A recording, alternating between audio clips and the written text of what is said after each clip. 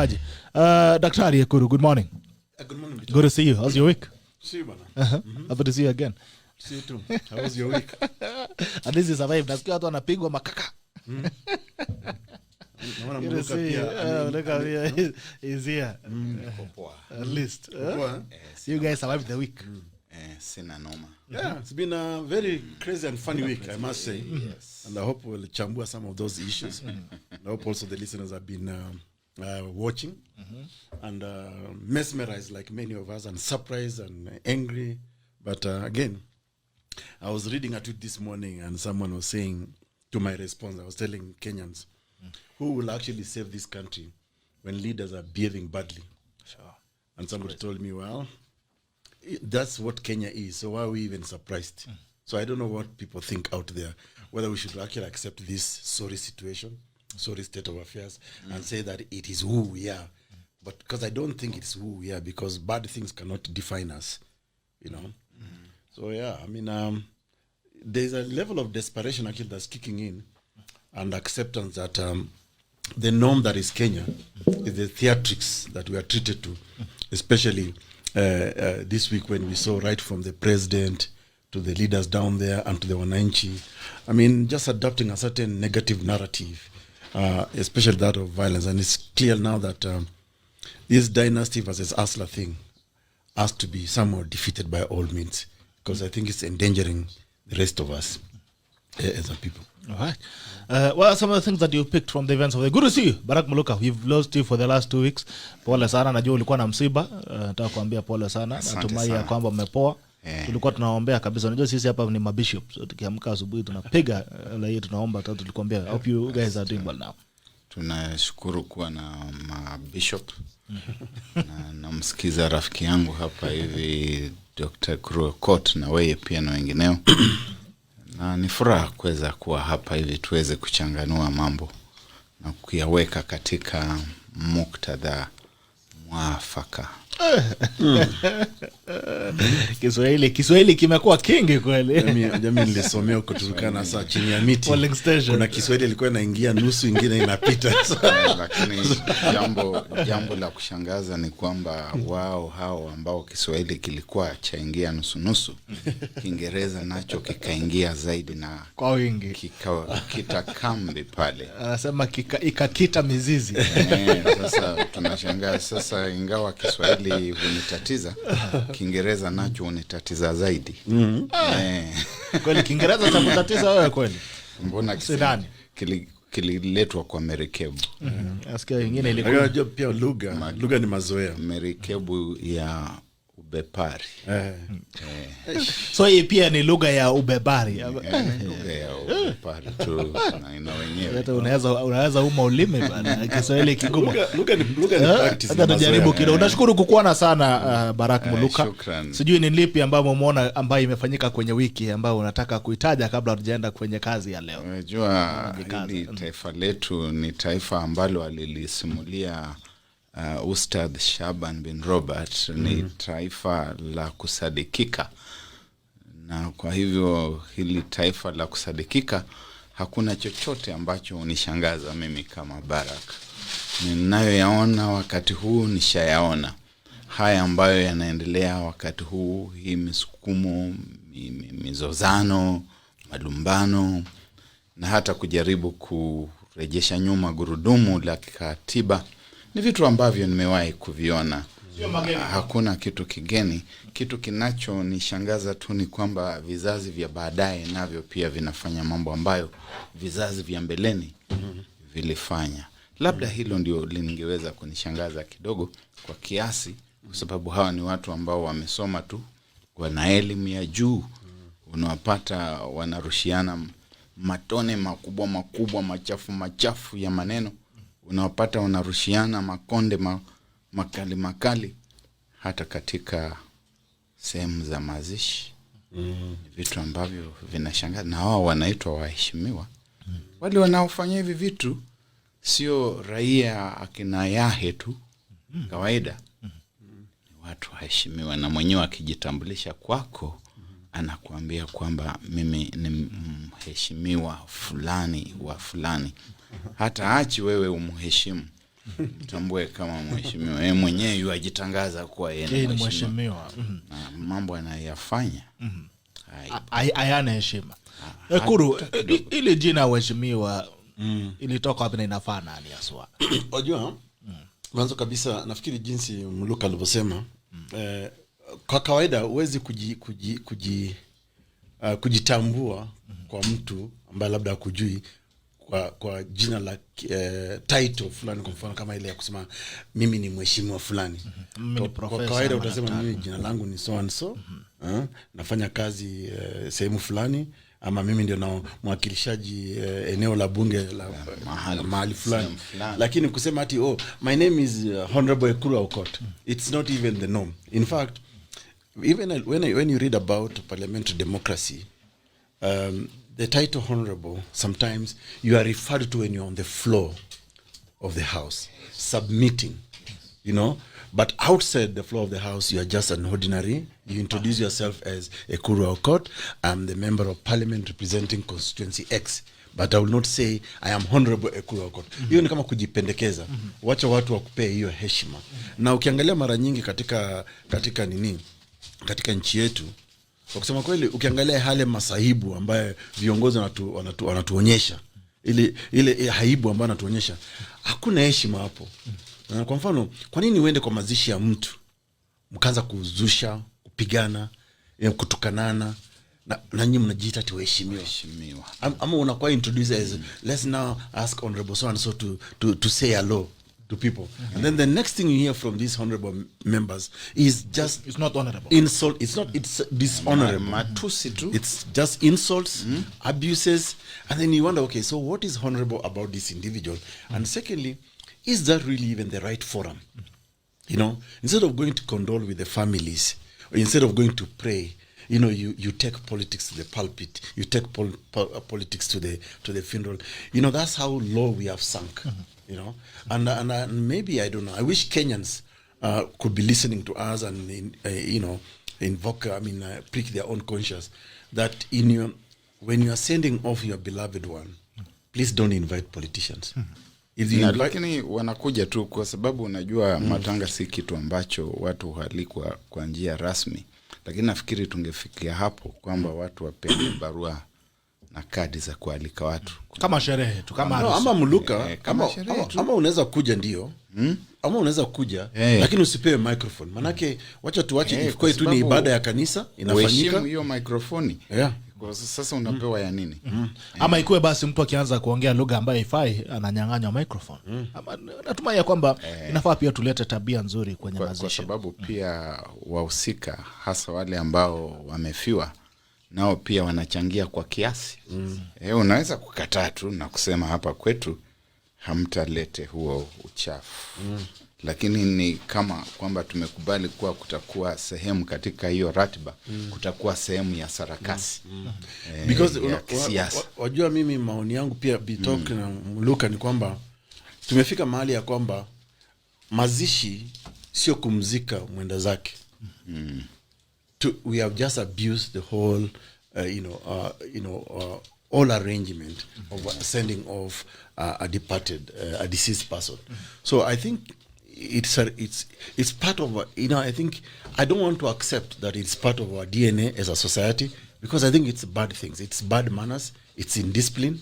And I think for me, going forward, we should probably just say, in funeral services, we strictly keep it to the tradition of sending off a departed person, no politics. I mean, there are many people. I've attended several funeral services, and the families have been very firm that no politics, and they are strict, no politics. In fact, I remember going to the funeral service of my learned friend, senior Evans Monari, and the father, before he died, was very categorical: no politics. And indeed, I mean, the uncles, the family, even while introducing guests, they said no politics.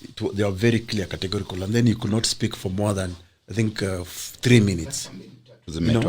So I think even though now, you see, it's the leadership of this country that has actually made it the norm that you go to these functions. We must politics. And in church, and then you play politics, and sometimes completely unrelated to the event of the day. And it's even a waste of time as a resource. Yes. When you find a whole nation's leadership assembled at one funeral, sitting there for 12 hours, sometimes the entire cabinet is there, the head of state is there, the entire opposition is there, everybody who should be running industry and business is there. You start asking, who is running the country? Exactly. Can we quantify that time that is wasted there? Yeah. The energy that is lost there? Na hivi ni vitu ambavyo tukienda mbele vifanyike kwenye kanisa, watu wafanye sala zao, misa za wafu zikisha fanyika, familia ipewe nafasi ya kuweza kumpa mkono wa buriani mtu wao ambaye amewaondokea. Alafu sasa tuende kwa maziko na tumalizane. Haya, lakini basi tukizungumzia hata mambo ya mazishi, jana kulikuwa na makumbusho ya mzee Moi aliyetuacha, ambaye alikuwa rais wa Kenya, na kuliona kwamba kulikuwa na siasa mingi kuliko hata mazungumzo ambayo yalikuwa nafaa unajua, it's a honor for me. Makumbusho ni kama ni heshima kwa aliyetuacha, na mazungumzo yafaa yazunguke kwa yale mambo ambayo alifanya na kumpa heshima wale. Lakini uliona kwamba siasa yalikuwa mengi kuliko mazungumzo ya mzee, na hapo ndio viongozi walikuwa, rais wa nchi alikuwa, viongozi wa upinzani ama serikali mbadala, lakini siasa tupu ndio ilikuwa pale. Sijui kama uliangalia yale mambo yaliendelea pale pia. Ojo, kwa kusema kweli Bitoke, maybe labda kabla tumalize tu kwa hii mambo, because mimi hizo masarakazi za mazishi na manini, ndio umeona mimi mara nyingi, unless labda ni rafiki, mtu wa familia, hayo ndio mazishi mimi nahudhuria. Lakini ya mazishi ambayo kwa mfano watu wanaenda kwa sababu ya siasa, manake mara nyingi sana wanaenda kwa sababu ya siasa, sio sababu ati wanataka tu kuonekana, kujipendekeza kwamba walikuwa kwenye makumbusho ya Rais Moi. Na utaangalia wengine wao ambao wamejikimbiza pale, wamekimbia mbele, hata kwa wakati mzee alikuwa katika mamlaka, walikuwa na mtusi, wanamuita majina. So kuna ile too much pretense in our country, and for me, some of these people, you hear them say, oh, you know, he was a great man. Yet when the person was alive, they called the person all manner of names and everything. And so there's too much pretense, you know, in this country, and so I don't even bother to attend such funerals. I mean, I can recall the good deeds of a departed soul, and that for me is enough. I mean, I believe in the celebration of life. You know, let's celebrate the life, and because how come when somebody is alive you castigate this person, but when he's dead all of a sudden you pretend, you know, like as lawyers say, I mean, there is no property in a dead body. So the best thing that you can actually do to a dead person is to give them a good send off and a good burial, and that is it. And then you remember them, yeah? Keep their memory. But not to use the occasion of a deceased person to now try and you know, I don't know. Juani, kwa sababu hakuna gharama aliyo nayo mwanasiasa kwenye vitu kama hivyo ile ya usafiri, na kisha kwingineko atasema kwamba na niko na shilingi zangu 1500 hapa, 2000, 1000. Wale walio na hela kubwa kidogo alisema niko na 50,000. Lakini kuweza kuandaa kikao kama kile sio mchezo. Politicians should be able to mount their own meetings, their own rallies, their own town hall sessions and forums where they undertake those kinds of activities. Of course, historically, we know that this was a safety valve, an escape route during the days of one party rule in the country, when it was also difficult to find space for alternative conversations and alternative paradigms, and therefore people started using funerals and some intervals within church services to be able to pass messages. We succeeded in opening up the space for political pluralism, and nobody really stops you, although we have seen sometimes this government engaging in those bad habits of disrupting meetings and public rallies and gatherings. But those are the spaces that we must fight to protect. They are the spaces whose functioning is being disrupted and which we need to protect and respect. Sacrosanct occasions. A funeral, Daktari, without any pun intended, a funeral is a grave matter. And it must be allowed the sanctity of its gravity. It's a grave matter. You don't go there to abuse people. You don't go there. And I've even heard a politician saying things like, nitamshambulia kwa matanga. Wanazurura na kuangalia na kupekua kwenye majarida kuangalia nani ameaga. Wako na scouts. Kuna scouts ambao wana scout kwa mazishi, wanatafuta mazishi. Lakini pia nafikiria kuna jambo lingine la muhimu ambalo naona limezuka katika mambo ya mazishi. Ni kama kwamba mazishi yamekuwa ni kama sijui kama tunafanyia biashara. You know, there is an element which, you know, funerals have been commercialized, and I think this what these politicians do, I mean, like, can I say these uncouth politicians do, is that they are quick to say. So I think also now it's a challenge for our society generally to say, you know, yes, if you are departed, you know, your loved one has died, you can consider either of two things: give them a proper private send off, or in the event that, you know, maybe you are not able to give that send off because there's too much ceremonies and during funeral service than even remembering what actually the deceased person did. You see a lot of too much expense, too much money. Sometimes I wish that money was collected to be given, say, to the family. But you can see a lot of money is being collected, a lot of ceremony, a lot of preparations just to send somebody, but you leave the family impoverished. I think for me it could be the other way around. But if given the opportunity, I will ban political speeches from funeral because I think it is disrespect of the deceased. All right. Quickly moving forward, it looks like also burials have become places of endorsement. Depends on where the burial is. That is where presidential endorsements happen. If it happens in Western, the president is Mudavadi. If it happens in Eastern, President Kalonzo, Mutua. If it happens in Northeastern, it can be Duale. If it happens in your place, it can be Ekuru. You know. So I think these days burials have become places of political capital. But you see, that is the dishonesty. That's the dishonesty because how come you cannot endorse, say, Mudavadi or EKURU AUKOT in Nairobi or Muluka in Ukambani, but you wait for when it is in his region, in his village. That's when we say even the Luya community today. We have decided. Now that we are burying, and you can actually see the lingua is meant to massage the ego of that person who is seen to be from that region. Yeah, sure. So a lot of dishonesty. Yeah, they are playing for the gallery. It is drama, and those endorsements have no premium. Yes, that's true. Premium at all. And personally, an endorsement from President Uhuru Kenyatta, especially as a sitting president, I would have a lot of problems with it. For a start, I don't think that there is much that I could look at his regime and say he has done a good job, and it is an assignment that I would like to continue, that I would want to take the baton from him and carry on with this relay. I see him as a thoroughly underperforming head of state and government, someone without even a sense of vocation. The things which Mike Mbuvi-Sonko has been saying have been very embarrassing. I would not expect a governor or a former governor to say that.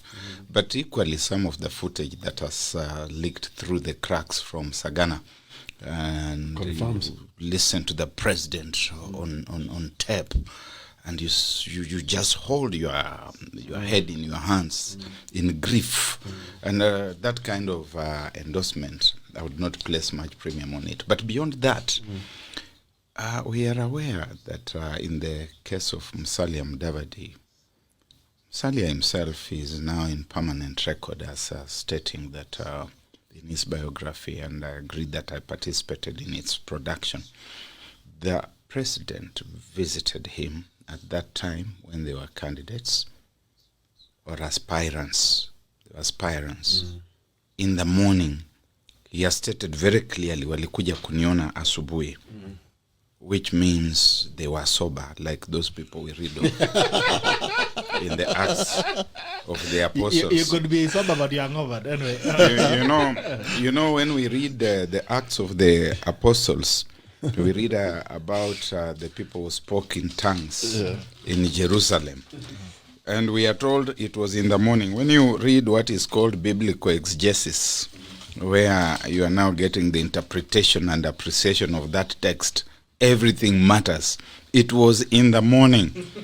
And Simon Peter told the doubters that you can see it is in the morning, so we cannot have taken any drinks, we are sober. And Mudavadi goes on to say, na wakakunywa chai na mandazi, kuonyesha kwamba they did not take alcohol or any other intoxicants. We have usually missed the point when Mudavadi tells us about his story ya chai na mandazi. Kini chake ni kuonyesha kwamba these people were sober, and they presented a document which we signed. And after we had signed this document, hawa jamaa wakaenda, na baada ya siku 3 mmoja akawa anasema ni madimoni, mashetani ndio yalikuwa yamemwelekeza. Now if someone can disown a written, signed testament, promissory note, Dr. EKURU AUKOT, wewe ni mwanasheria, you can tell us about the import of things like those promissory notes. Ni za nini zimeandikwa na ameiruka? Je, itakuwa ni hii ambayo imetolewa kwenye matanga kando makaburi, katika ule mori wa kutofurahishwa na matamshi ya watu wachache ambao wamezungumza hapo, ukisema na mimi ninaweza kusema kwamba basi huyu Bitok huyu ameshatawala, kwa hivyo vitu kama hivyo havistahili na havina maana. Na hata unaposema kwamba huyu yuko endorsed, Rais Moi alimpendekeza Uhuru Kenyatta wakati fulani, Wakenya wakakataa tu. Akakuwa na wakati mgumu sana. So I'm still waiting for what will happen after that. For EKURU AUKOT, who was my candidate the last time. I hope he will be my candidate again. There's something you've always mentioned, EKURU, as we chime in on that. You've always said that the only constant thing in politics is betrayal. Yesterday, in today's newspaper, the Star, it's saying that Uhuru's men are rooting for Mudavadi, Musalia Mudavadi. Where is Baba? Sorry, where is Baba? Where does that leave Baba? Well, you know, one of the things about Kenyan politics is that, from my experience so far, there's a lot of dishonesty. Even when people assemble together and express or pretend or project that they are together, there's always some hand-to-hand dealings going on. You know, Bitok, I've tried to say in your show many times that I want us to distance ourselves from discussing personalities about in this country. I want us to discuss about Kenya and the problems about Kenya. Because the more we discuss about Raila, Suji Uhuru, Suji Ruto, Suji Nani, it's like we have actually surrendered the country to them. Yet this is a country of 48 million people going to 50 million right now. So there are betrayals in politics. There's a lot of dishonesty because one of the things about our politics that it's been commercialized. So sometimes people come into a political arrangement purely for commerce. That are how much can I make during this arrangement? And once you make that arrangement, the rest is pretense. For example, when, again, at the risk of coming back to discussing personality, everybody knows that Raila Odinga is a de facto deputy president of this country, or is a co-president of Kenya, because of his association, President Uhuru, and even because of his conduct behavior. Now he's flying Air Force One, even to attend functions. So, and to hear, for example, someone like President Raila say he is not in government, like I heard him say, I think in trying to distance himself from the problems of said Jubilee. that several times. Several times. I mean, again, that's dishonesty. But no, it's the political dishonesty because these politicians know this is what Kenyans want to hear. So they're actually playing to the whims of Kenyans, what Kenyans want to hear. Because for them, that is the game they know best. But we all know that Raila entered into a commercial transaction with President Uhuru Kenyatta. And for me, it was very simple. That Raila Odinga has been in politics for quite some time, has made inroads in government, even into agencies of government. So he's capable, for example, to unearth certain things and make a sitting government uncomfortable. So the genius of Jubilee government, even in their failing status, is that how do we bring this noisemaker into government so that we can continue with our slumber? And that's exactly as simple as that. So I can tell you this, they may not come out to openly to say, yes, there's a commercial transaction that took place. But we know in Kenyan politics, there was a commercial transaction that took place between President Uhuru Kenyatta and Raila Odinga, and it was silenced. The consequence of that is that it killed democracy in Kenya. We no longer have a parliament that can check on the executive. We no longer have, for example, a Senate that can check on the executive. So we have compromised principles of accountability, transparency, and we have allowed impunity. Because now the people who have been pretending to be opposition in this country are actually going into bed with the government of the day. And that's why government of the day is getting away with so many things. If we had a sensible opposition, we could be hearing, and I said this yesterday in one of my tweets, I hear many politicians complaining about President Uhuru Kenyatta, that his conduct is unbecoming that of a president. That, for example, in Sagana, he actually incited violence. He acknowledged that, yes, we can also be violent. And we have been violent. We've been violent. That during my time when I was young, there are certain things I could do. That yes, uliona. So the president was actually cheering. He was actually institutionalizing impunity. But you will not hear, and you will not see any member of parliament who has the machinery under the constitution to either bring a motion of censure or impeachment of the president.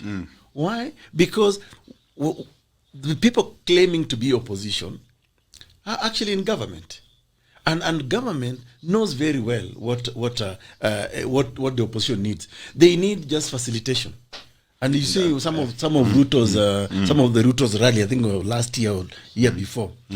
People are being paid to attend, and you even saw MPs actually fight physically, beat each other because somebody took, I think, their portion of attendance fees, allowances. So it's really no longer about leadership in this country. It's I think become a jungle actually. That's probably the best way I can describe it. Since we're already there, that was something that was coming. The president's speech in Sagana. What are your thoughts on that? Do you feel uncomfortable as a Kenyan that the statements that came from the president?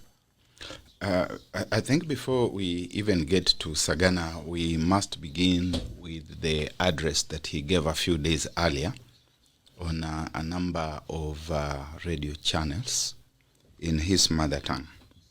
Yeah. And where he locked out the rest of us. I felt alienated by my president. I need someone with a good legal mind to advise me whether that is good, whether it is acceptable, that a president addresses a national issue, because the president is supposed to address national issues. And he can only zero in to specific spaces when there are crises. And those crises get a definition, actually, of national emergencies. When they happen even in isolated corners of the country, they become national emergencies. And even Parliament itself can suspend its business to discuss a matter of national importance that has happened in one corner of the country. So when my president goes to speak in mother tongue, to an exclusive population in a language that bars the rest of us from the message, I have cause to start feeling very worried and even afraid as a Kenyan. But then he goes to Sagana, and what is filtering through the press is that he's saying, I'm going to be part of the succession. Whose succession? His succession. And he's saying the reason he wants to be part of that succession is not so much that he leaves behind a better country. He's saying to that community, that parochial environment, that I want to leave you in a competitive place against the rest of the country. So why should I trust this kind of president even during his own tenure, if that is the philosophy that informs his tour of duty as my head of state? Beyond that, our constitution, and I'm privileged to be sitting here with one of the people who are involved with the constitution, midwifing of this constitution. Our constitution provides 2 terms for a successful president. 1 term, and he can come back to ask for validation and to be given an extra term. And during that term, he focuses or she focuses on delivery of the promissory agenda that was given during the campaign cycle. But here is a head of state who behaves like the proverbial dog that is carrying a bone on its mouth and it's crossing a river. And in the river it sees the reflection. And it says, let me not deal with this bone that's on my mouth. I want to deal with the other bone. In the water. This other dog here. So it leaves this bone, and this bone falls in the water. It's trying to wrestle with another dog. That dog is its own reflection. And in the end, everything is lost. So President Uhuru Kenyatta sits at the risk of losing both this tenure and the next one. And finally, gentlemen, in these things, whether you like it or not, the last time I said he was a lame duck president, and my friend EKURU AUKOT said, does he even have legs? But he's a lame duck. Is it even a duck? He's a lame duck president. A duck without legs. He is on the home stretch, and he doesn't have to like it. He doesn't even have to agree that he's a lame duck, but he is. He is in zile zinaitwa dakika za lala salama. Apende, asipende, watu wataanza kufikiria juu ya viongozi wengine wa baadaye. They may be the people who are hobnobbing around with him, the ones who criticize him today. They say, uchumi ni mbaya. They say, hii serikali inakopa sana. Hii serikali iko corrupt. But then they still go to him and say, ninataka unipe endorsement. They may be those ones. They may be the same ones, a very curious opposition that says, huyu deputy president wako akusupport. I expect that the deputy president should work with the president and for the president. But I don't expect that it's the duty of people in the opposition to be the ones to tell the president that huyu mtu akusaidii kuongoza, mweke kando, msukume kando. What you do when you see a deputy president who is disenchanted with the president and you're in the opposition is what Mwai Kibaki did. You tell that deputy president, kuja hapa, utusupport, utuunge mkono. Kuja hapa, tutafute hii kitu na wewe. Lakini wewe unaenda hapo kama kiruka njia, unajipendekeza hapo, unasema mimi niko better than huyu, ninataka unipe endorsement. Naomba unioe. Naomba unioe, hata kama utaki kunioa sana. Nioe kidogo tu. Nakubali unioe kidogo tu. Ni vitu ambavyo tunaviona na unakuta watu relics from the past in I'm sorry, people are free to turn out as they wish. but I've learned from the Americans that it's also in order to say that some of them are in ill-fitting suits and they are looking unkempt, and they are gathering together relics from the political past and craving photo opportunities, which they then say we are sasa hapa hivi tunaenda kuona family ya Nyachai, tuko hapa hivi tunaenda. They are not driven by any compassion for the Nyachai family. Kujipendekeza tu hapa na pale matangani na kufika hapo na some gangsters. It may be those people who are going to take over. It may be William Ruto. It may be EKURU AUKOT.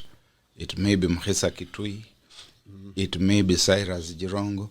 It may be even Bitok. It may be somebody we don't know. Even yourself, Muluka. Hata mimi. Never count me out. Never count me out. Never rule me out completely. Yeah. But the long and short of this is that muda wa Rais Uhuru Kenyatta, His Excellency Rais Uhuru Kenyatta, unaishia. Apende, asipende. But let me put it more, let's be more brutally honest here.